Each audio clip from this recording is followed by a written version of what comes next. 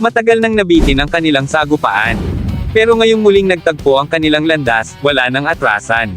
Si Noah, taglay ang kapangyarihan ng kanyang amang isang demigod, ay muling humarap sa isa sa pinakamalakas na Knight Commander ng Royal Dragoons, si Pansy. Wala nang paligoy-ligoy. Sa isang iglap, nagsalpukan ang kanilang mga sandata. Mabilis, mabangis at mapanganib. Pero may isang malaking kaibahan ngayon, si Noah ay nakafocus. At kapag ganito siya, huwag ka nang maghintay ng awa. Kapag nakafocus si Noah, tumakbo ka na, ito na ang naudlot na laban. Ang tanong, sino ang magwawagi? Ito ang tatalakayin ko ngayon, kaya kung handa ka na, Teren at simulan na natin.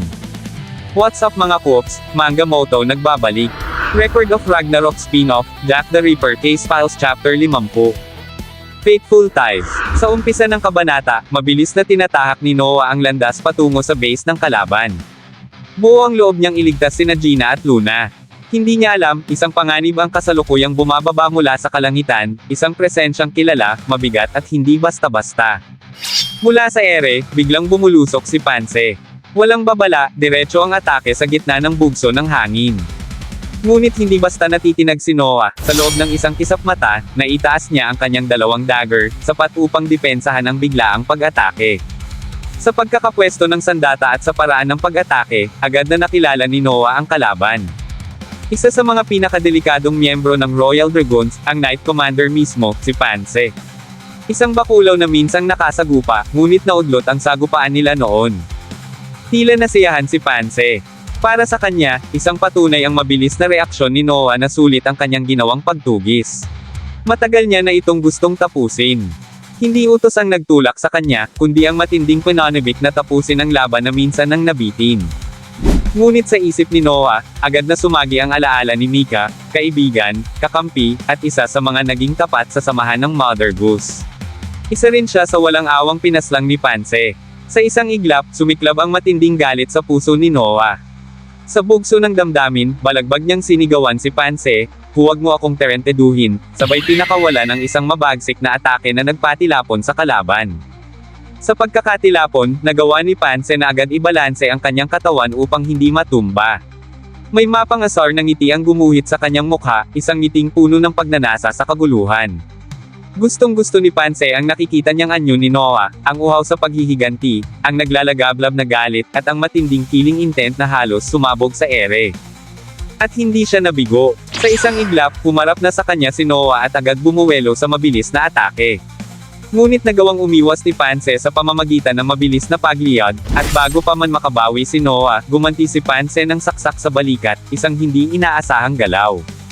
Sa loob-loob ni Pansy, batid niyang totoo, malakas si Noah. At sa lahat ng kanyang nakalaban, ito na ang pinakamapanganib. Ngunit kasabay ng kanyang mapanuyang halakhak, malinaw ang ipinapahiwatig, kahit gaano pa kalakas si Noah, siya pa rin ang mas malakas. Napitlag si Noah. Hawak ang dugo ang balikat, matalim niyang tinitigan ang kalaban. Sa kabila ng matinding kirot, bumalik sa kanyang isipan ang payo ng kanyang mentor, si Mount. Kapag pinairal mo ang galit, nawawala ka sa focus. Sa laban, hindi lakas ang unang sandata, kundi isip. Kaya manatiling kalmado. Huminga ng malalim si Noah. Dahan daw ang inayos ang kanyang magulong buhok. Sa gilid ng kanyang mga mata, unti-unting lumitaw ang mga ugat, hudyat ng pagbabago. Paumanhin, mahinang bulong niya, habang nakatitig kay Pansy. "Wala akong oras para makipaglaro." Biglang nag-iba ang kanyang aura. Mula sa pagiging padalos-dalos, ngayon ay malamig, tahimik, at puno ng determinasyon. Sa sandaling iyon, ginamit ni Noah ang kanyang natatanging kakayahan, Hyperfocus Overclock. Isang abilidad na nagbibigay sa kanya ng sukdulang bilis at matinding konsentrasyon. Napako ang tingin ni Pansy.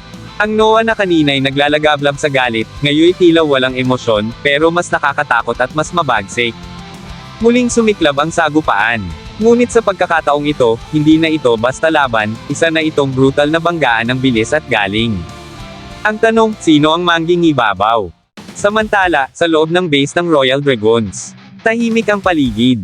Wala ni Katie na senyales na may nakarating na kahit isa mula sa hanay ng Ultimate Alliance sa lugar na iyon. Ngunit sa kabila ng katahimikan, ramdam ang bigat ng tensyon sa bawat sulok ng kampo. Sa loob nito ipapakita ang mga piitan na may malalaking bakal na rehas, maririnig ang mahinang usapan, tungkol sa isang nagugutom at ang tanong kung may nagbabantay ba sa paligid. Sa gilid ng eksenang ito, makikita rin na may mga kamay na nakatali, sila pala ito, sina Luna at Gina. Gigilang nadarama ni Luna sa trate sa kanila. Ramdam sa kanyang kilos ang pagkadismaya, waring tinatrate daw silang parang mga bihag. Ngunit pinaalala ni Gina ang katotohanan, bihag naman talaga sila. At higit pa roon, si Luna ay hindi ordinaryong bihag, isa siyang mahalagang target. Hinikayat ni Gina ang kaibigan na manatiling kalmado, dahil sa kanilang sitwasyon, maaaring mapahamak si Luna anumang oras kung nanaisin iyon ng kanilang mga kaaway. Ngunit tila kampante si Luna. May tiwala siya na darating si Kuya Noah niya upang iligtas siya bago pa man siya mapahamak. At hindi lang iyon, inaasahan rin niya ang pagdating ni Jack upang tumulong. Isang pamilyar na pangalan na agad nagpatahimik kay Gina. Sa loob-loob niya, paano nagkakaroon ng ganong klaseng tiwala si Luna sa isang tulad ni Jack, isang serial killer.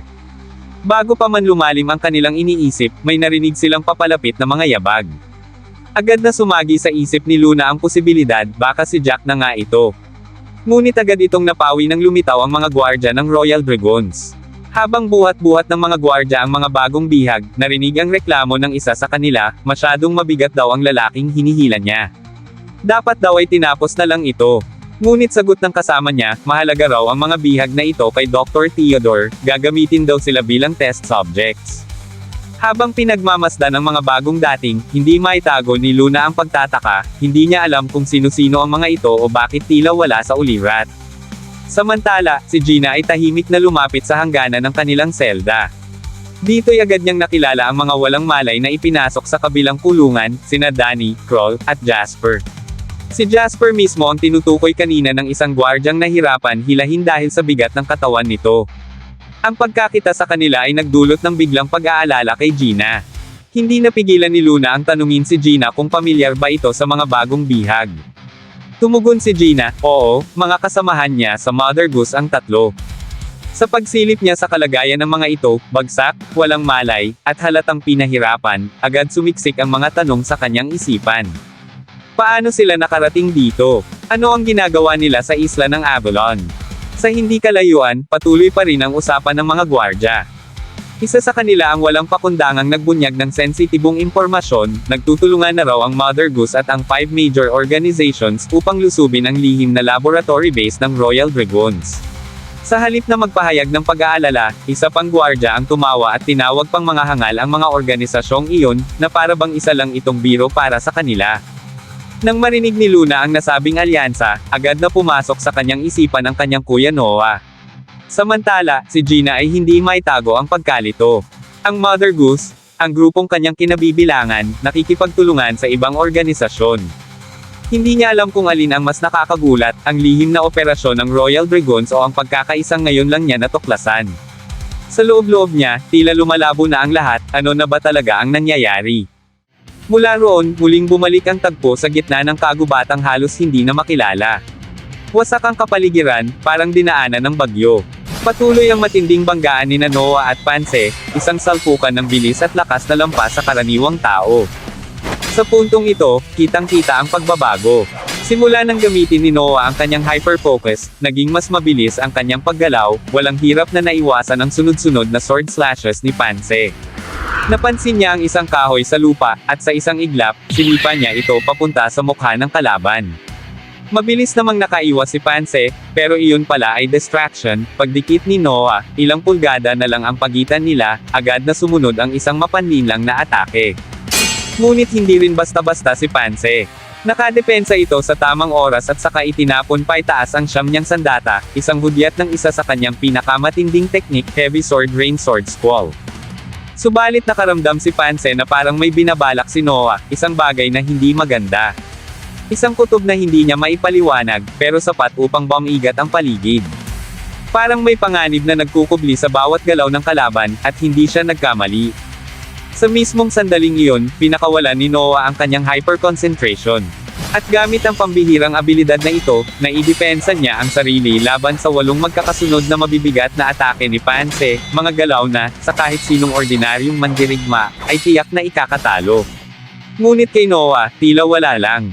Isa sa mga pinakamalalakas na sword slashes ng isang Knight Commander, sinabayan lang niya, waring isang atakeng walang saysay. Pagsapit ng ika-9 na bitaw, biglang napahinto si Pansy. Wasak na ang kanyang espada. At sa isang iglap, habang tulala siya sa pagkabigla, tumama na ang dagger ni Noah sa kanyang balikat. Hindi na siya makasabay sa bilis. Walang sinayang na sandali si Noah. Tahimik niyang tinitigan si Pansy, sugatan, nawalan ng sandata, at ngayoy lantad sa susunod na galaw. Hindi siya nagpapabaya, batid niyang sa mga ganitong sandali, isang maliit na pagkukulang lang ang kailangan upang bumaliktad ang laban. Hindi makapaniwala si Pansy. Ang teknik niyang sword squall, isang sunod-sunod na galaw na pinaghusayan niya sa buong buhay niya, ay nadepensahan lang ni Noah na para bang wala lang. Malinaw na para kay Pansy, hindi basta-basta ang kanyang kalaban. Si Noah ay tunay na isang pambihirang mandirigma, anak ng isang demigod, at taglay ang galing na hindi matatawaran. Habang nagpapatuloy ang laban, isang tanong ang hindi matahimik sa isip ni Noah, kung nagkukulang ba siya sa pagiging seryoso. Sa kabila ng kanyang hyper-focus, ramdam pa rin niyang may puwang para sa pagdududa, at maaaring maging delikado iyon. Pero para kay Pansy, kahit sugatan na siya, dama pa rin niyang ito ang pinakamasayang laban na naranasan niya sa buong buhay niya.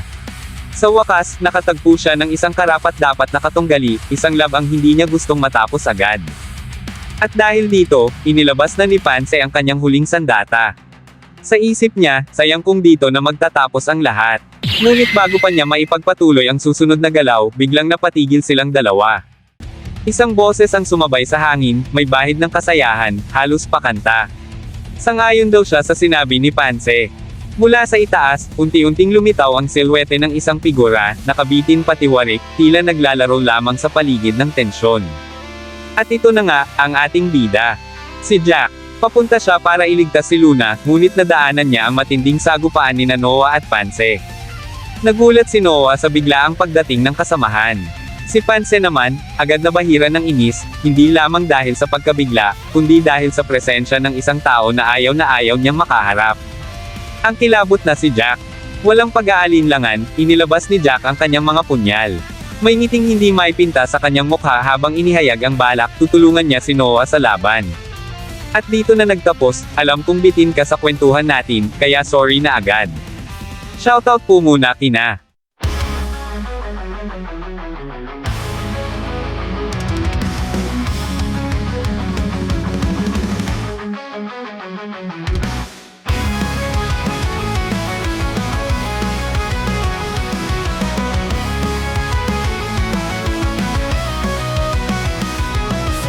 mapansin sa digmaan, mga bayani nagbigay ng hiling na walang hanggan. Sa mga util ng pawis at tugo sa lupa, labanan